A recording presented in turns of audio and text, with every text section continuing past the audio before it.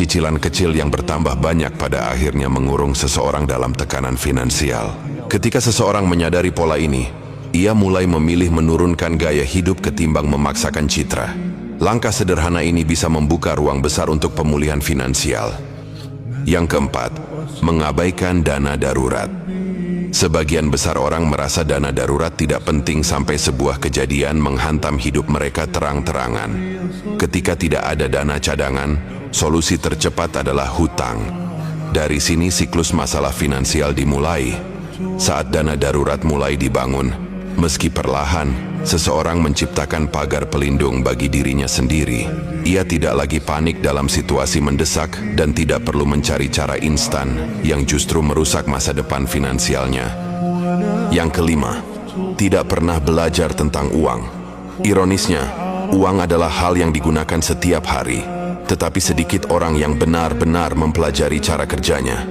Ketidaktahuan membuat seseorang mudah terjebak penipuan, investasi bodong, atau kebiasaan buruk yang diwarisi dari lingkungan. Saat seseorang mulai belajar, meski dari sumber sederhana, pemahaman finansialnya tumbuh. Ia lebih matang mengambil keputusan, lebih tenang menghadapi tekanan ekonomi, dan lebih siap membangun masa depan. Yang keenam, terlalu mudah berkata nanti saja. Menunda menabung atau investasi kecil-kecilan adalah salah satu kebiasaan paling merusak. Karena orang merasa keputusan itu hanya ditunda, bukan ditolak. Faktanya, menunda adalah penolakan diam-diam. Ketika seseorang berkata nanti saja, bulan berikutnya akan terasa sama. Saat seseorang mulai menyisihkan uang di awal, bukan di akhir, ia mengubah seluruh ritme finansialnya. Menabung atau investasi tidak lagi menjadi pilihan, tetapi bagian dari sistem hidup. Dan yang ketujuh, mengandalkan perasaan daripada perencanaan. Banyak orang membuat keputusan keuangan berdasarkan emosi.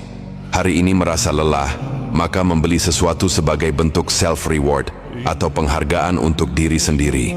Dan ketika suatu hari mendapat rezeki lebih dan merasa mampu, maka membeli barang baru meski tidak diperlukan.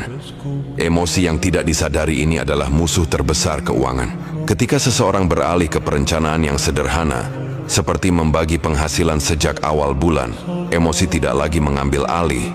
Dia belajar bahwa perasaan baik bisa muncul dari kontrol, bukan dari konsumsi impulsif atau membeli sesuatu tanpa perencanaan.